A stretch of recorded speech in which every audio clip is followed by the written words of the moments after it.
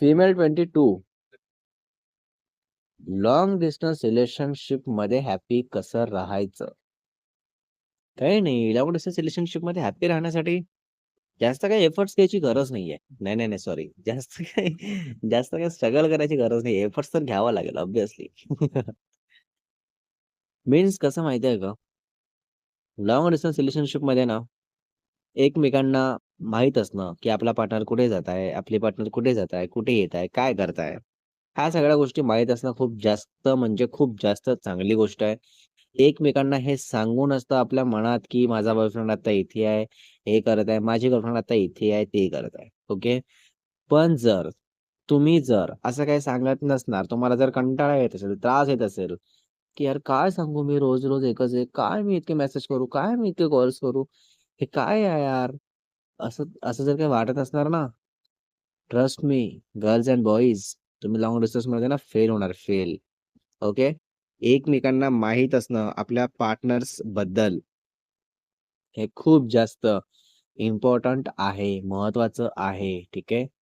पण जर तुम्ही असं काही नसेल करत, लाइक आपल्या पार्टनरला नसेल सांगत आणि तुम्ही कुठे जाऊन येता, मग नंतर तुमच्यामध्ये अग्रीमेंट काय सॉरी ॲग्री डिसएग्रीमेंट्स होत असतील, मग आर्ग्युमेंट होईल, भांडणं होतील.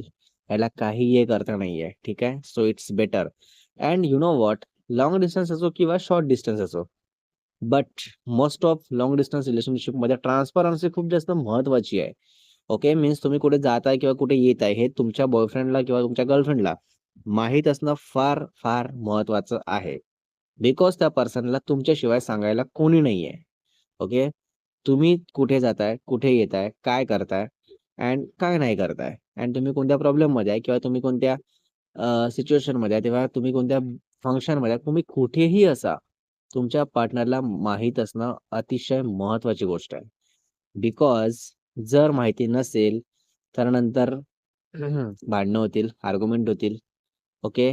ट्रस्ट इश्यूज येतील, की तू असाच गेलास, तू तसाच गेलास, तू इकडेच गेली, तू तिकडेच गेली, लाइक धिस. सो ह्या सगळ्या गोष्टी अव्हॉइड करण्यासाठी तुम्हाला आपल्या पार्टनरला हे सांगावं लागेल. ह्या सगळ्या गोष्टी शेअर कराव्या लागेल. भरपूर कपल्समध्ये मी बघितलंय, की लाइक ते लोकं हॅपीली सांगतात, हॅपी असतात, सांगतात, एकमेकांना शेअर करतात. ओके. अँड असं शेअर करून ते लोकं हॅपी असतात. म्हणजे खूप अ, आवडीने सांगतात. पण असे पण भरपूर कपल्स आहेत ज्यांना वाटतं, की यार मी का सांगत बसू? मी काय रिपोर्टिंग देत बसू का? मी काय लाइक मला विश्वास म्हणजे त्याचा विश्वास नाही का माझ्यावर? तिचा विश्वास नाही का माझ्यावर? असं. अरे हो, विश्वास आहे, पण एका लिमिटपर्यंत असणार आहे ना. आता काय तुमच्या मागे सीसीटीव्ही लावणार, की लाइक आता काहीतरी मनात विचार आला, की हे कुठे आहे? तो काय करताय? तो कुठे आहे? काय करताय? मग त्यावेळेस काय करणार? काहीच नाही करणार. हो की नाही?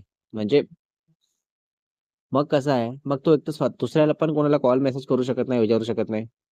एक तर लाँग डिस्टन्स आहे. माहिती नाही कुठे गेली, काय करताय किंवा कुठे गेला, काय करत आहे. मग अशा केसेसमध्ये जर माहिती असेल, तर किती जास्त चांगली गोष्ट आहे. ओव्हरथिंक होणार नाही. काम करत असेल, त्या कामात लक्ष लागेल. आहे ना? असं आहे. सो जर जितकी ट्रान्सपरन्सी असेल, लाँग डिस्टन्स रिलेशनशिपमध्ये तितक्याच जास्त तुम्ही हॅपी राहू शकणार.